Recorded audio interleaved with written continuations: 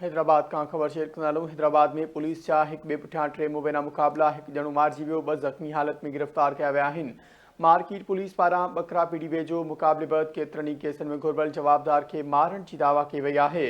Police मूजिब मार्जीवेल आरिफ उर्फ भूरा कुरैशी मुख़्तलिफ़ थाननि ते 24 खां वधीक केसनि में घुर्बल हो। मकीचा पुलिस टंडोला यारवासी जवाबदार रज़ा मोहम्मद खे ज़ख़्मी हालत में गिरफ़्तार करण जी दावा कई आहे।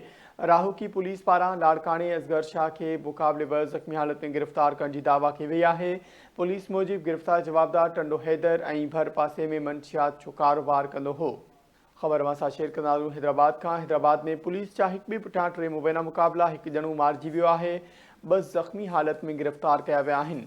मार्केट पुलिस पारां बकरा पीड़ी वेझो मुक़ाबलेबत केतिरनि ई केसनि में घुर्बल जवाबदार खे मारण जी दावा कई वई आहे।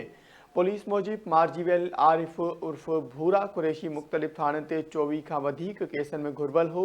मकीचा पुलिस टंडे अलायारवासी जवाबदार रज़ा मोहम्मद खे ज़ख़्मी हालत में गिरफ़्तार करण जी दावा कई आहे।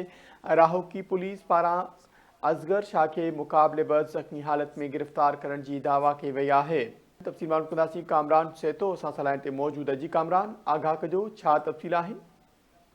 अजय जी बिल्कुल मंदिर हैदराबाद पुलिस एक बे पुठियां टे मुक़ाबला ॼाणाए जेको आहे हिकु ॼणे खे मारण ऐं 2 ॼणनि खे ज़ख़्मी हालत में गिरफ़्तार करण जी दावा कई आहे, जिन 3 ॼणा जेके आहिनि उहे फ़रार थी विया आहिनि। इन सिलसिले में मार्केट पुलिस पारां बकरा मंडी वेझो मुक़ाबलेबाज़ केतिरनि ई केसनि में घुर्बल जवाबदार खे मुक़ाबले दौरान मारण जी दावा कई आहे। उन मारिजी वियल जवाबदार जी आरिफ उर्फ भूरा कुरैशी नाले तौरु सुञाणप कई पई वञे, जिन ते पुलिस जो चवणु आहे त मारिजी वियल जवाबदार कराची, हैदराबाद, नवाबशाह समेत केतिरनि ई थाननि ते 24 खां वधीक केसनि में घुर्बल हो ऐं जेको आहे मुक़ाबले दौरान उहो मारिजी वियो आहे, जॾहिं संदसि साथी जेको आहे उहो फ़रार थी वियो। जॾहिं त मकी शाह पुलिस बि मुबैना मुक़ाबले में हिकु जवाबदार खे ज़ख़्मी हालत में गिरफ़्तार करे वरितो आहे, जंहिंजी सुञाणप जेको आहे उहो टंडो इलायर वासी रज़ा मोहम्मद तौरु सुञाणप कई पई वञे। पुलिस हुनखे सिविल अस्पताल मुंतक़िल कयो आहे, जंहिं हवाले सां पुलिस जो इहो चवणु आहे पुलिस जो त हू मुख़्तलिफ़ केसनि में घुर्बल हो ऐं पुलिस खे ॾिसी जेको आहे फायरिंग कई ऐं संदसि जेको साथी हो उहो फ़रार थी वियो आहे। त